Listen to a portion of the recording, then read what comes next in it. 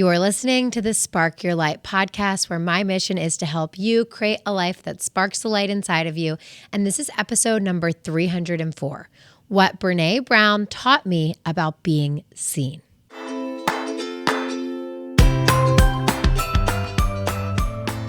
I first heard Brené Brown's name when I was a sophomore in college. So for context, this was 12 years ago, 2014. And I remember one of my friends told me to watch her TEDx talk. So one night after I finished all my homework and I was very overwhelmed and honestly just in a pretty bad mental state. I remember my sophomore year of college was one of the most challenging years that I experienced. School was really hard. My mental health just was not great. And I watched the whole TED Talk. Absolutely glued in. By the way, if you've never watched it, you need to take 20 minutes before bed one night and have your world rocked like mine was. And it hit me like a ton of bricks that I was not living with vulnerability. And that meant that I could not experience the best emotions in life, like joy, gratitude, happiness, love, because those emotions were reserved for people who were vulnerable. And when I lived life inside of my little box, yes, I was preventing myself from getting hurt, but I was also preventing myself from feeling joy, from falling in love, from these beautiful things that life has to offer, from the reason that we walk this earth, because I was scared.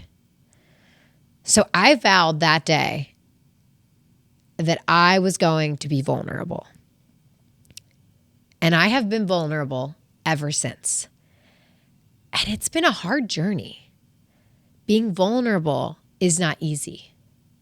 Being vulnerable has led me to heartbreak. It's led me to failed businesses. It's led me to feeling disappointed with so many opportunities that didn't work out, that I put myself out there fully for. But it's also led me to love, to joy, to some of the happiest moments of my life. It led me to marrying my husband.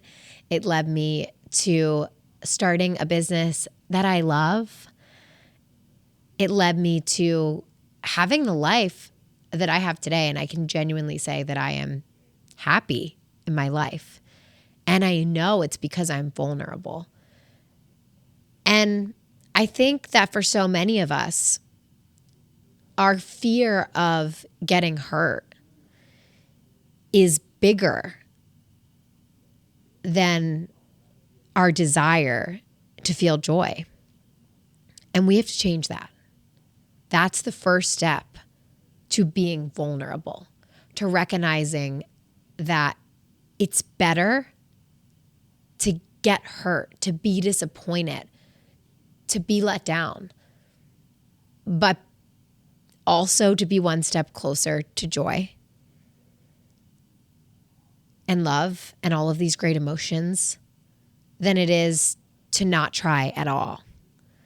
And through the process of being vulnerable, what I learned the most is about my strength. Because in every moment that I failed, that something didn't go the way I wanted it to, that I put myself out there and was disappointed later, I realized that I could handle it. And for so many years, I told myself a story that I couldn't. And that's why I stayed in that little vulnerable box. So if you're someone who knows that you're in your little vulnerable box more often than you would like to be, I want to remind you of your strength. You can handle it, and the life you want is worth it. But the only way that you will ever have the life you want is if you're willing to be vulnerable. And I know for a fact that you would not turn on this podcast if there wasn't at least a part of you that wants to live the life that you've been dreaming about. So you have no choice. You have to be willing to be vulnerable. And what is so full circle about this vulnerability journey for me is that when I started speaking about hope and researching hope and writing my book about hope, it all came back to vulnerability. The reason that we don't want to get our hopes up is because we don't want to be disappointed. We don't want to be vulnerable to that pain of disappointment. And so even though I know how important it is to be vulnerable, I still found myself when I was in a situation of repeated disappointment over and over and over again when my son was in the hospital. I still found myself letting go of that vulnerability because it hurt.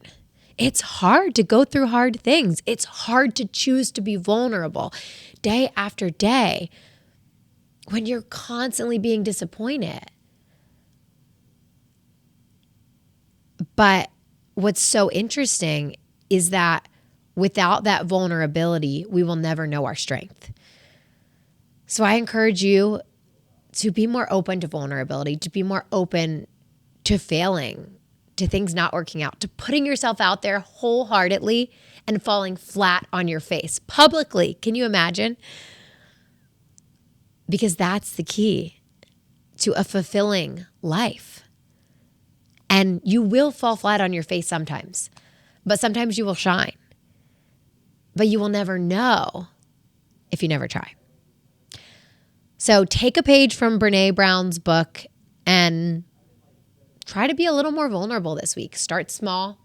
Doesn't have to be this crazy thing where you make a resolution like I did. It could be just one step this week, one step next week. And with each step, you're going to realize whether it works out or not, that you can handle it. And that's the key. Thanks so much for tuning in to this week's episode of Spark Your Light, and I will catch you in the next episode.